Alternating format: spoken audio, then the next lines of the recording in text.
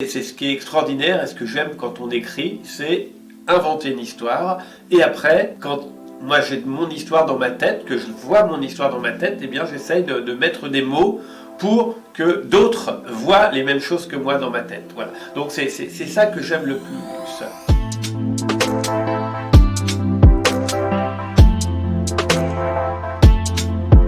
Bonjour, je suis Michel Bussy, je suis écrivain et je suis ici pour vous parler du grand voyage de Gouty qui a été sélectionné dans le cadre du prix Coup de pouce Gulli des premières lectures. Quand j'étais enfant, j'aimais bien aller à l'école, alors j'avais la chance d'habiter dans un petit village où je pouvais aller à l'école à pied, tout seul. J'avais un truc qui était moins rigolo, c'est que ma maman était institutrice dans l'école où j'étais. Évidemment, à chaque fois que je faisais la moindre bêtise, elle était directement au courant et ça m'a joué plusieurs fois des tours. Et donc voilà, je conseille à personne d'avoir sa maman comme institutrice dans son école. Quand j'étais petit, notamment quand j'étais à l'école, je me rappelle qu'à l'époque, je recevais des magazines. Alors il y a des choses, des Pif, des Picsou, etc.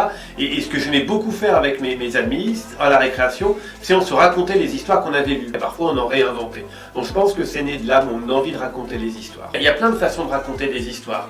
Mais la façon la plus simple, ça reste quand même de l'écrire, parce qu'on a besoin de rien d'autre que son imagination dans sa tête et un stylo ou même un ordinateur si on veut l'écrire directement. Moi, dans mon histoire de Gouty, je l'envoie faire le tour du monde. Eh bien, il suffit que je dise, il part faire le tour du monde et il va faire le tour du monde. Je n'ai pas besoin de prendre l'avion pour aller moi-même faire le tour du monde. Ça, c'est ce qui est extraordinaire et ce que j'aime quand on écrit, c'est inventer une histoire. Et après, quand je vois mon histoire dans ma tête, eh bien, j'essaye de mettre des mots pour que d'autres voient les mêmes choses que moi dans ma tête. Voilà. Par exemple, si je vois quelque chose dans ma tête qui est amusant, eh bien je voudrais que les autres soient amusés aussi. Donc c'est ça que j'aime faire quand j'écris. Ce qui compte, c'est d'avoir des mots qui vont donner une réaction chez les autres. Donc écrire, c'est pas seulement écrire avec, comment dire, de la grammaire, de la conjugaison, de l'orthographe. Écrire, c'est écrire vraiment avec son cœur et avec les images qu'on a dans la tête.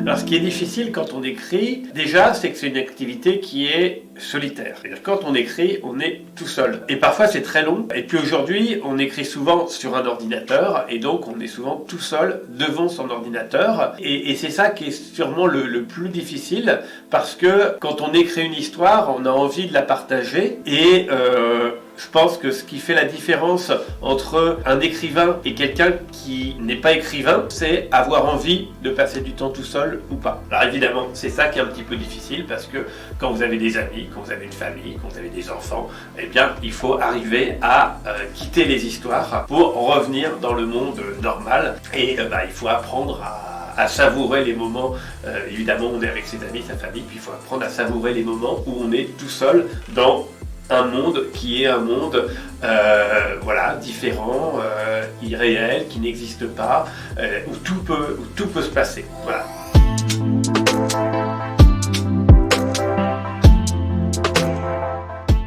Quand on écrit pour les enfants, souvent c'est pas la peine parce que on sait que par exemple plusieurs enfants qui vont lire une histoire vont la comprendre différemment. Il n'y a pas besoin de ça. Et donc, du coup, par exemple dans Gouty, il n'y a pas besoin de tout expliquer. Vous allez avoir votre propre imaginaire.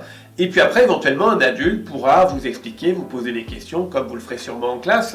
Mais vous n'avez pas forcément besoin de ça pour aimer l'histoire. Si on prend l'exemple de Gouty, du grand voyage de Gouty, on peut aimer l'histoire de Gouty. Et puis, après, se mettre à discuter en disant, tiens, effectivement, pourquoi la famille de Gouty elle est obligée de quitter sa plage?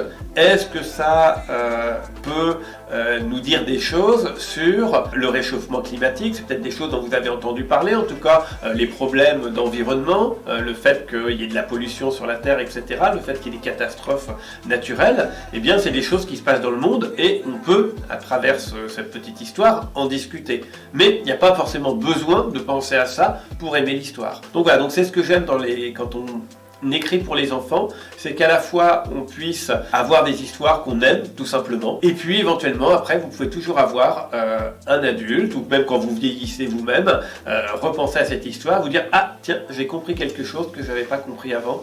D'abord je voudrais tous vous remercier de participer à ce grand prix coup de pouce Gulli de la première lecture. Bon courage aussi pour lire les livres, pour discuter de ces livres, et puis pour voter. C'est jamais facile de voter, ça sera sûrement peut-être votre premier vote de votre vie, donc bon courage parce qu'il va falloir choisir. Et puis surtout vous avez beaucoup de chance parce que vous arrivez à l'âge où vous apprenez à lire, vous êtes sur vos premières lectures, et vous verrez que vous soyez des grands lecteurs ou des petits lecteurs, au cours des années qui viennent, vous allez vous retrouver face à des gros livres, des petits livres, des livres avec des dessins, des livres avec des bandes dessinées, des livres avec des jeux, et vous allez découvrir des milliers d'univers différents.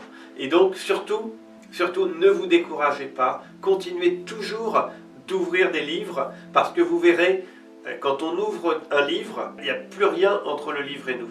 Même quand vous êtes devant un ordinateur, devant une télé, à faire des jeux vidéo, il y a toujours des machines entre les deux. Voilà, là, quand vous êtes dans un livre, c'est uniquement votre imaginaire, votre cerveau qui va travailler à un moment donné, et puis vos mains pour tourner les pages.